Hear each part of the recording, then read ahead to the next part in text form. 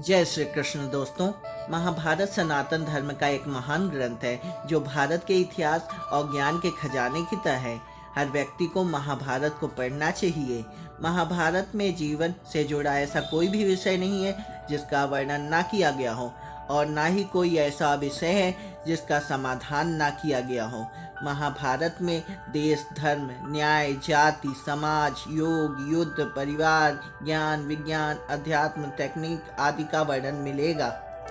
महाभारत के हर प्रसंग से मानव को कुछ न कुछ सीखने को जरूर मिलता है।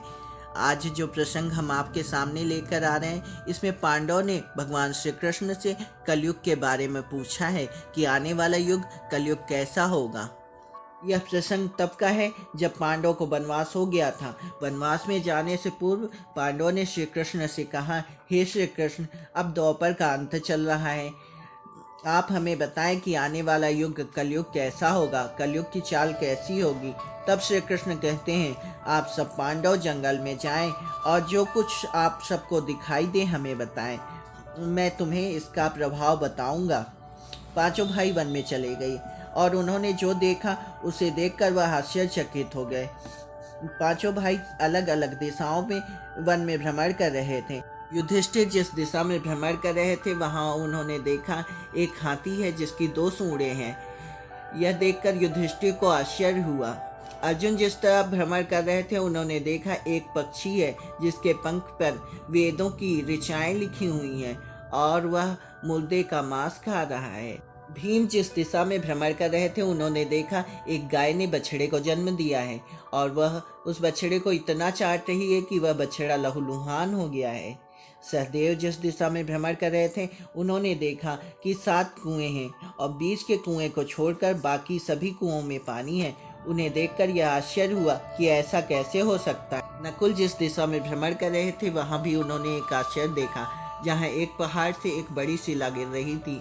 वह गिरते समय बड़े बड़े पेड़ों को उखाड़ते हुए, बड़ी बड़ी शिलाओं को तोड़ते हुए नीचे गिर रही थी और एक छोटे से पौधे से टकरा कर रुक गई।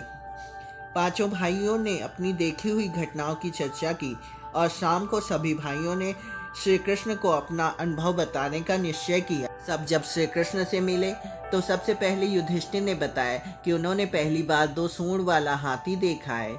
यह मेरे लिए बड़े आश्चर्य की बात है। तब श्री कृष्ण कहते हैं, हे युधिष्ठिर, अब तुम कलयुग का हाल सुनो। कलयुग में ऐसे लोगों का राज्य होगा जो दोनों ओर से शोषण करेंगे, बोलेंगे कुछ और मन में कुछ और होगा, कर्म कुछ और होगा। ऐसे लोग ही राज्य करेंगे। इनसे पहले तुम राज्य कर लो। फिर अर्जुन ने कहा, हे केशव, मैंने जो देखा वह तो और भी विचित्र है। मैंने देखा एक पक्षी जिसके पंख पे वेदों की ऋचाएं लिखी हुई थी और वह पक्षी मुर्दे का मांस खा रहा था। तब से कृष्ण कहते हैं, इसी प्रकार कलयुग में ऐसे लोग राज्य करेंगे जो बड़े ज्ञानी और ध्यानी कहलाएंगे।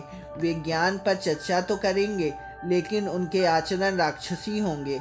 बड़े पंडित और विद्वान कहलाएंगे किंतु वह यही देखते रहेंगे कि कौन व्यक्ति मरे और मेरे नाम अपनी संपत्ति कर जाए, और संस्था के लोग विचार करेंगे कि कौन मरे और संस्था मेरे नाम हो जाए। हर जाति धर्म के प्रतिनिधि यही विचार करेंगे कि कब इस व्यक्ति की मौत हो और हमें यह पद मिल जाए। बहुत कम लोग ही ऐसे होंगे जो संत होंगे।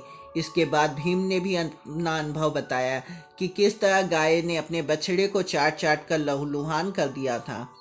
तब से कृष्ण कहते हैं, कलयुग में मनुष्य शिशुपाल की तरह हो जाएगा। कलयुग में बालकों की से ममता इतनी होगी कि उनका विकास नहीं हो पाएगा। मोह माया से घर बर्बाद हो जाएगा। किसी का बेटा घर छोड़कर साधु बनेगा तब सब उसके दर्शन करेंगे, किंतु अपना बेटा जब संत बनेगा तो रोएंगे कि मेरे बेटे को क्या हो गया है। इतनी सारी ममता होगी कि उसे मोह में, माया और परिवार में बांध कर रखेंगे और जीवन वहीं खत्म हो जाएगा। अंत में बेचारा अनाथ होकर मरेगा। भीम के बाद सहदेव ने पूछा, हे श्री कृष्ण, मैंने देखा एक ही जगह में 7 कुएं थे। जिनमें 6 कुओं में पानी था और बीच के कुएं में पानी नहीं था, ये कैसे हो सकता है? तब श्री कृष्ण कहते हैं, कलयुग में धनवान लोग लड़के लड़कियों के विवाह में, मकान के उत्सव में, छोटे छोटे उत्सव में लाखों रुपए खर्च कर देंगे, परंतु पड़ोस में ही कोई भूखा प्यासा होगा तो उनको नहीं दिखेगा कि उनका पेट भरा है या नहीं। उनका सगा भूख से मर जाएगा और वे देखते रहेंगे। दूसरी ओर मौज मदिरा, मांस भक्षण, व्यसन में पैसे उड़ा देंगे, किंतु किसी के 2 आंसू पोंछने में रुचि नहीं दिखाएंगे। लोगों के पास अन्न के भंडार होंगे, पर वह लोग किसी को भूख से मरते देखेंगे पर अन्न नहीं देंगे। सामने महलों में, बंगलों में ऐशो आराम चल रहे होंगे और पास की झोपड़ी में लोग भूख से मर रहे होंगे।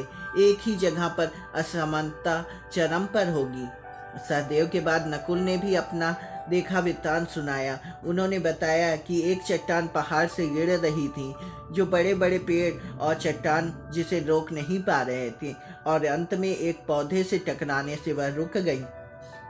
तब श्री कृष्ण ने कहा, कलयुग में मानव का मन भी नीचे गिरेगा, उसका जीवन पतित होता जाएगा। यह पतित जीवन धन की शिलाओं से नहीं रुकेगा, ना ही सत्ता के वृक्षों से रुकेगा, किंतु हरि नाम के छोटे से पौधे से भी मनुष्य के जीवन में का पतन रुक जाएगा। तो दोस्तों, भगवान श्री कृष्ण ने जो महाभारत के समय में कलयुग के बारे में बताया था, उसे आज हम लोग अनुभव कर रहे हैं। महाभारत का ग्रंथ 5वां वेद कहा जाता है, इसलिए इन सब बातों का ध्यान रखते हुए प्रभु की भक्ति में लीन रहना चाहिए।